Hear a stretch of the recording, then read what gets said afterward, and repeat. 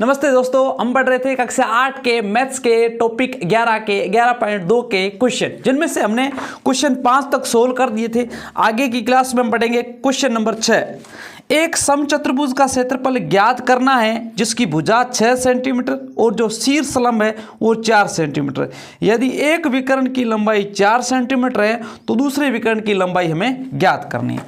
यहाँ पे देखो तो अपने को आकृति जो दे रखी है वो समचतुर्भुज की दे रखी है, ठीक है, जिसमें से एक विकर्ण है वो कितना दे रखा है 8 सेंटीमीटर, ठीक है, और जो शीर्ष लंब है ये शीर्ष लंब बोलते हैं 90 डिग्री वाला, ये है 4 सेंटीमीटर, ठीक है, और आधार की लंबाई दे रखी है 6 सेंटीमीटर। आधार का मतलब यहाँ पे सभी भुजाएं समान है, तो यहाँ पे इनकी जो भुजा है वो 6 सेंटीमीटर दे रखी है, तो सारी भुजाएं क्या होगी 6 सेंटीमीटर की होगी, ठीक है। अब यहाँ पे हम निकाले तो हमें एक इस आकृति पे ध्यान देना है। इस आकृति पे, ये जो आकृति है ना, इस आकृति पे हमें क्या करना है, ध्यान देना है। इस तरह से यहाँ से इसके ऊपर शीर्ष डाला गया लंब, ये है 4 सेंटीमीटर का यहाँ से लेकर के, ठीक है, ये है आपके 6 सेंटीमीटर, ठीक है।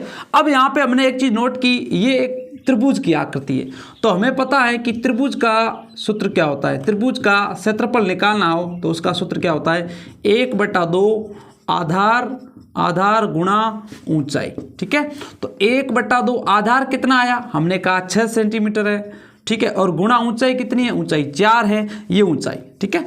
तो 2 से 6 कितनी बार कटा, 3 बार। 4 की गुणा 3 से, ये सेंटीमीटर है, 4 की गुणा 3 से कितना आएगा 12। सेंटीमीटर की गुणा सेंटीमीटर से सेंटीमीटर स्क्वायर, तो 12 सेंटीमीटर स्क्वायर है ना, इस आकृति का क्षेत्रफल है।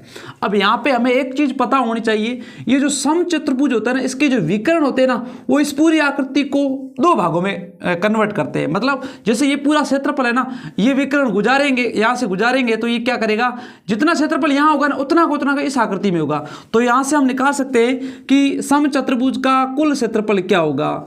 समचतुर्भुज का कुल क्षेत्रफल कितना है, तो हमने कहा 12 सेंटीमीटर तो स्क्वायर ये है, 12 सेंटीमीटर स्क्वायर ये है, तो दोनों का योग कितना हुआ 24 सेंटीमीटर स्क्वायर आ गया। अब अपने को क्या निकालना है, दूसरा विकर्ण निकालना है। ये दूसरा विकर्ण है, इसकी लंबाई कितनी है वो निकालनी है। तो हमें पता है समचतुर्भुज का जो क्षेत्रफल होता है, क्षेत्रफल का सूत्र क्या होता है, 1/2 गुणा विकर्णों का गुणनफल। क्या होता है, विकर्णों का गुणनफल। गुणनफल मतलब क्या करना है, गुणा करना है, ठीक है। तो यहाँ पे समचतुर्भुज का क्षेत्रफल तो आ रखा है पहले से, तो हमने कहा कितना है 24 सेंटीमीटर स्क्वायर, इसकी जगह लिखेंगे बराबर में सूत्र 1/2 विकर्णों का गुणा करना है। हमने कहा ये विकर्ण नहीं दे रखा है, तो ये हमने कहा ये x है, दूसरा विकर्ण दे रखा है 8, तो हमने कहा एक 8 है सेंटीमीटर में और गुणा दूसरा हमने क्या कहा x है, ठीक है। तो 2 से ये 8 कितनी बार कटा, 4 बार। ये दे रखा 24 सेंटीमीटर स्क्वायर बराबर ये 4 सेंटीमीटर और गुणा में क्या है x, ठीक है। अब यहाँ पे ये 24 सेंटीमीटर को हम ऐसे लिख सकते हैं, सेंटीमीटर गुणा सेंटीमीटर, 4 सेंटीमीटर गुणा में है तो इधर जाएगी तो ये बट्टा में जाएगी, 4 सेंटीमीटर बराबर में क्या है, बराबर x। सेंटीमीटर से सेंटीमीटर कट गया, 4 का भाग 24 में 6 बार गया, 6 सेंटीमीटर, क्या आएगा 6 सेंटीमीटर। इस दूसरी जो विकर्ण है इसकी लंबाई क्या आएगी 6 सेंटीमीटर। क्वेश्चन नंबर 7, किसी भवन के फर्श में समचतुर्भुज के आकार की 3000 टाइलें हैं और इनमें से प्रत्येक के विकर्ण 45 सेंटीमीटर और 30 सेंटीमीटर लंबाई के हैं।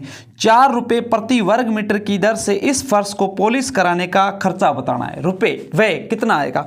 तो सबसे पहले जो टाइलें हैं ना, वो टाइलों की आकृति कैसी है, समचतुर्भुज के समान है, ठीक है, समचतुर्भुज के समान है, जिनके विकर्ण दे रखे हैं।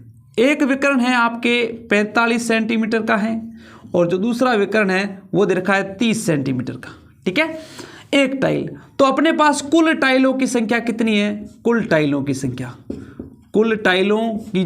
है वो संख्या कितनी है 3000 है, टोटल 3000 टाइलें।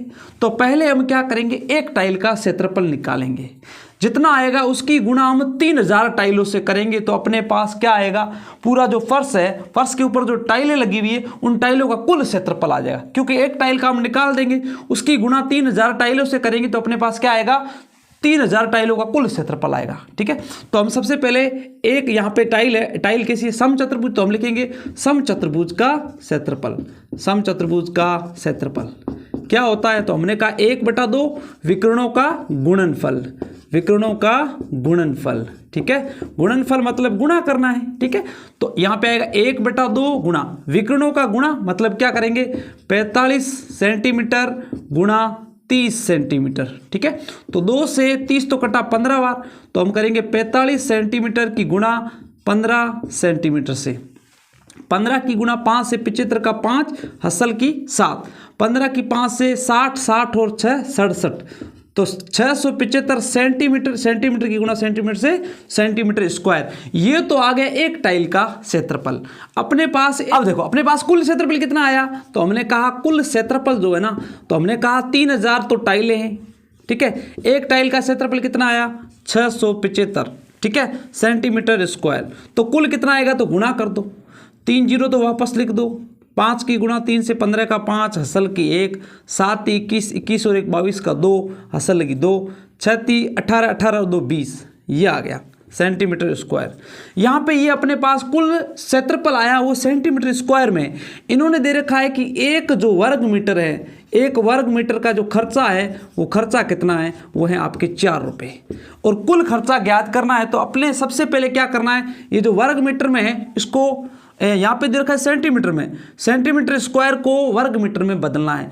तो यहाँ पे दे रखा है, इसको हम लिख लेते हैं, ठीक है। यहाँ पे दे रखा है सेंटीमीटर स्क्वायर, तो हमें पता है कि 1 मीटर बराबर क्या होता है 100 सेंटीमीटर होता है, ठीक है। तो अपने पास ये सेंटीमीटर स्क्वायर है, इसका मतलब ये मीटर स्क्वायर किसके बराबर होगा, हम कहेंगे 100 सेंटीमीटर गुणा 100 सेंटीमीटर। तो सेंटीमीटर सेंटीमीटर की गुणा करेंगे तो सेंटीमीटर स्क्वायर आएगा।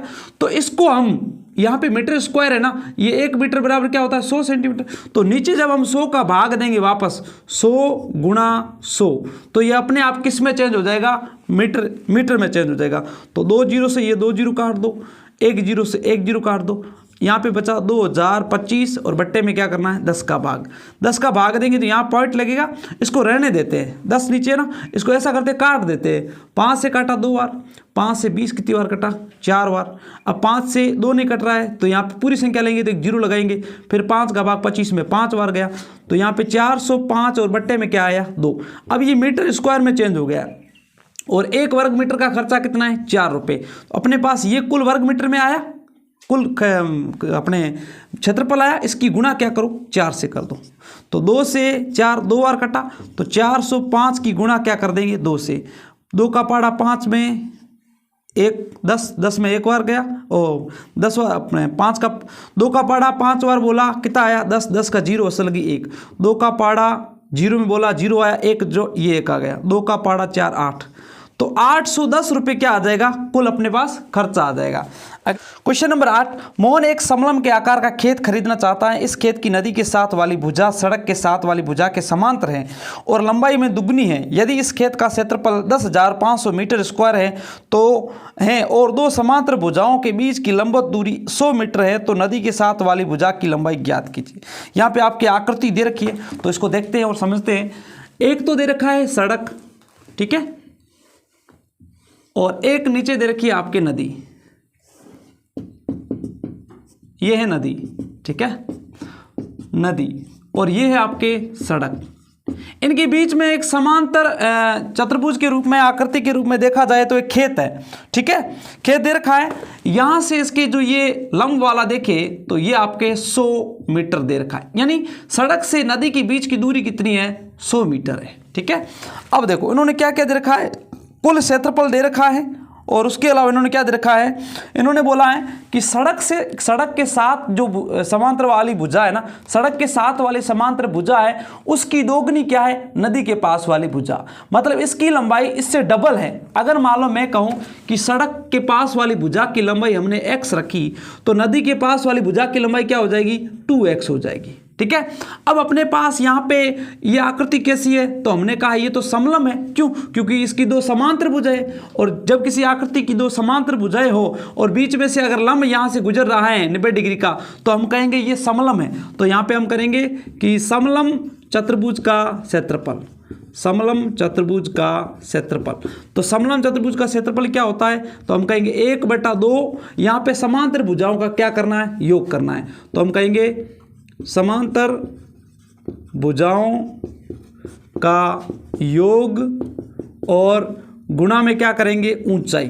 ठीक है, तो यहाँ पे समलंब चतुर्भुज का क्षेत्रफल हमें पहले से दे रखा है, कितना है 10,500 मीटर स्क्वायर, ये पहले से दे रखा है। तो इसके बराबर ये है, ये तो क्वेश्चन में है, पर हमने तो ये निकाला है क्योंकि ये फॉर्मूला होता है। तो ये किसके बराबर है, हमने कहा इसके बराबर। तो यहाँ पे हम लिखेंगे 10,500 मीटर स्क्वायर बराबर ये आएगा 1/2। समांतर भुजाओं का क्या करना है, योग करना है। मतलब 2x को किस में जोड़ना है, x में जोड़ना है। तो x + 2x और कोष्ठक में क्या गुणा में क्या करेंगे, ऊंचाई। ऊंचाई कितनी है, 100 मीटर। तो यहाँ आ गया 100 मीटर। ठीक है, अब देखो 1,500 मीटर स्क्वायर बराबर 1/, यहाँ पे देखो 2 से मैं 100 50 बार काट सकता हूँ, 50 मीटर। तो ये x प्लस में क्या आएगा 2x। ठीक है, और गुणा कितना आया 50। ये 50 गुणा में इसको मैं बट्टा में ला सकता हूँ, ये सेंटीमीटर में है, क्योंकि ये गुणा की संख्या इधर आएगी तो बट्टा में आएगी। तो 10,500 ये मीटर गुणा मीटर लिख सकता हूँ मैं इसको, मीटर स्क्वायर को। ये नीचे आ गया, क्या आ गया 50 मीटर बराबर क्या बचा x प्लस, इसको जोड़ देते हैं साथ में, x और 2x कितने होते हैं, 3x होते हैं। ठीक है, मीटर से मीटर कट गया, 0 से 0 कटा, 5 का भाग 2, 10 में कितनी बार गया 2 बार, 5 का भाग 5 में 1 बार गया, 1 0 ये वापस लिख दिया। तो 210 मीटर, ये 1 मीटर बचा बराबर क्या आया 3 गुणा x। तो यहाँ पे गुणा की संख्या इधर बट्टा में जाएगी, नीचे भाग में जाएगी। तो 210 मीटर, यहाँ पे 3 का भाग 2, 3 का पाड़ा 7 बार बोला, तो यहाँ से कितना निकला 70 मीटर। ये आ गई x की वैल्यू। क्या निकालना था, x की वैल्यू।